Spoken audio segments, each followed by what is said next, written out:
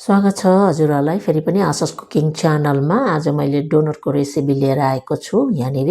र चाहिने सामग्री चाहिँ मैदा आधा किलो र इस्ट हालेको छु 1 ठुलो चम्चा, र त्यसै गरिकन नुन हालेको छु आधा चम्चा, र त्यसै गरेर चिनी हालेको छु 6 चम्मच, र त्यसै गरिकन यो ड्राई सुक्खालाई चाहिँ मैले मिलाएँ। र अब यहाँनिर तेल हालेँ मैले 9 चम्मच, र एउटा अन्डा लिएँ, र यसरी हालेर फेरि यसलाई चाहिँ मिक्स गर्नेछौँ। र मिक्स गर्दै अनि फेरि तातो पानी यसमा चाहिने जति चाहिन्छ त्यसको लागि तातो पानी हाल्दै फेरि मिक्स गर्नेछौँ, र यसरी मुस्नेछौँ, मजाले मुस्नेछौँ। र मुसेर फेरि त्यही भाँडामा राखेर हामीले तेल माथिबाट तेल दलेर अनि यसरी प्लास्टिक अथवा कुनै पनि एउटा सफा कपडाले छोपेर यसलाई 1 घन्टाको लागि फुल्नका लागि राख्नेछौँ। र यो पिठो चाहिँ मुसेर डबल भइसकेपछि, तातोमा राखेर डबल भइसकेपछि फेरि झिकेर यसलाई मुसेर फेरि यसरी बेल्नेछौँ रोटी जस्तो गरेर मोटो मोटो। अनि त्यसै गरी यो डोनट काट्ने भाँडाले मैले काटेको हो यो चाहिँ।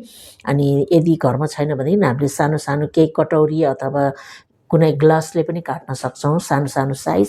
र त्यसै गरी यो फेरि मैले 45 देखि 50 मिनटको लागि तातो ठाउँमा राखेको छु फुल्नका लागि। र यो फुलेपछि चाहिँ हामीले यसरी तेल भाँडामा हाल्छौँ। र त्यसै गरिकन यो तेल चाहिँ खारिनु हुँदैन, जो तातो चाहिँ हुनुपर्छ, खारिनु चाहिँ हुँदैन।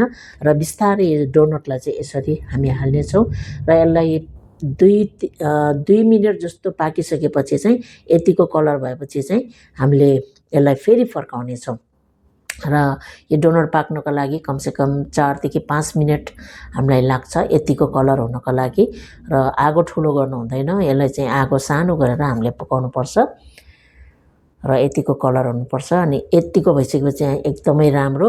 र घरमा हामीले यसरी ताजा ताजा बनाएर हामीले आफ्नै किचनमा आफ्नो घरमा यसरी बनाएर पनि खान सक्छौँ।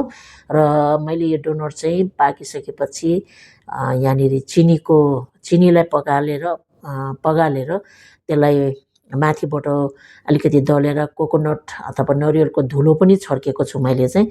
तर त्यो छैन भनेदेखि हामी यत्तिकै सादा प्लेन पनि खान सक्छौँ चियासँग, अथवा त्यत्तिकै पनि हामी चिया अथवा घरमा यसरी खान सक्छौँ। धन्यवाद तपाईँहरूलाई मेरो च्यानलमा आउनुभएको लागि, हेरिदिनु भएको लागि। सब्सक्राइब गरिदिनु होला, सेयर गरिदिनु होला, कमेन्ट गरिदिनु होला। फेरि अर्को खानेकुरा लिएर आउनेछौँ फेरि पनि म नयाँ।